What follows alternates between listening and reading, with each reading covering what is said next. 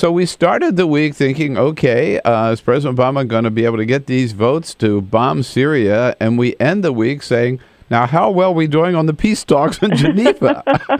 I mean, have you ever seen such a switcheroo here? No, huh? and go back a week earlier when we thought the bombs were about to be unleashed, and we suddenly found ourselves with the White House seeking congressional okay. This has been a policy that's gone from here to there and back again. No, it's gone from like diplomacy to bombing to back to diplomacy again. And I think we saw yesterday, Susan, this is not going to be such an easy road, right, to a diplomatic solution. Kind of predictable, don't you think, that Vladimir Putin wouldn't turn out to be the most reliable diplomatic partner, and that President Assad in Syria might not be somebody who will follow through on the indications that he might be willing to make a deal. Yeah, this might work, but if it does, it's not going to be easy. No, they're going to drag their heels, every step of the way. And so, along the road, what did you think of being lectured to about democracy and freedom and American exceptionalism by Vladimir Putin yesterday on the pages of the New York Times? Oh, wasn't that amazing? Obviously trying to diss President Obama in every way he could, and dissecting his speech and talking about the dangers of an attitude of American exceptionalism and all that. And what a reaction. I interviewed Senator Menendez yesterday, the chairman of the Senate Foreign Relations Committee, who said it made him want to throw up. I was wondering what the reaction would have been. I think even stronger if that had happened under President George W. Bush's term. I bet there'd be hearings in Congress, calling the New York Times in there. How dare you print this, right? No, the question is, does it hurt the administration or help it? Because when a foreign leader does something like that, it can cause a kind of rally around the flag effect too. Yeah, I believe so. Now you've taken a look at public opinion on this Syria question. Where are the American people on this now? The American people were not in favor of military action. I've got to assume that was a big factor in the president's decision on how he's proceeded. And I guess one question is, if diplomacy fails, will he be any more successful in marshaling support among the American public and in Congress for going back to a military option? I think it looks hard. Oh, I do too. I do too. Even so, when was your poll taken? Was it taken after he'd already thrown it to Congress? And yes, we took a poll from Wednesday through Sunday. Oh, and so it was right in that period after he had decided to go to Congress, before we had the diplomatic initiative, and it just showed huge resistance by almost 2-1 to the idea of military strikes against Syria. Did the speech change? How did you rate the speech?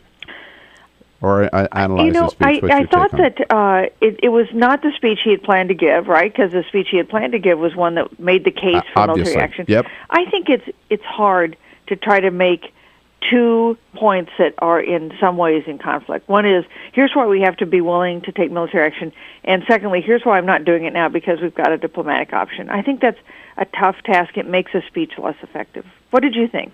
No, same thing. But he had to. That's a speech that he had to give. For one thing, I tell you, is I thought it was the right length.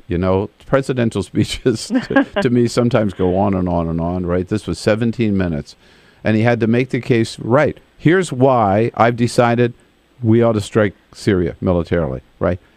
But here's why I went to Congress, and here's why I've asked Congress now not to act until we pursue this diplomatic thing.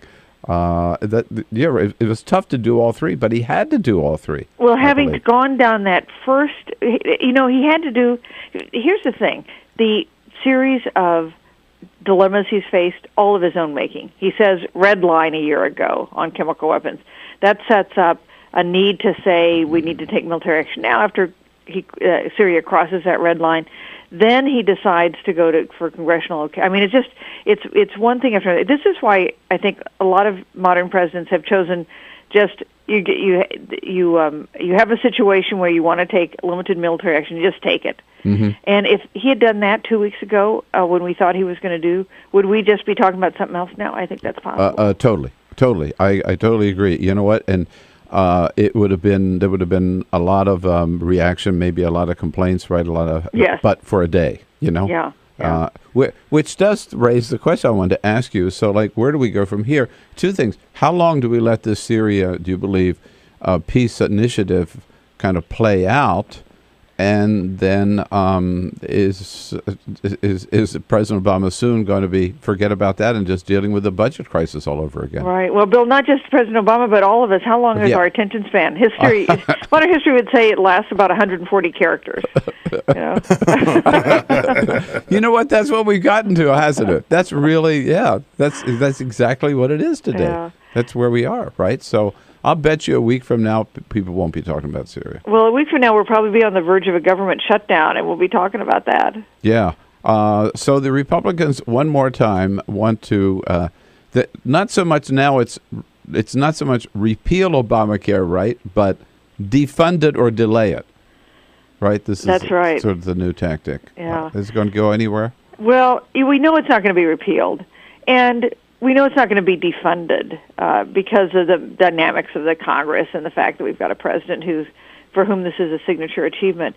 But man, it's having a rough ride going into enforcement. You know, it's just a couple weeks away, October 1st, when we're going to have those exchanges open, and the administration continues to face a situation where 3 years after the law was signed, most Americans don't support it. And what's more, most Americans don't understand it and how it's going to work and affect them.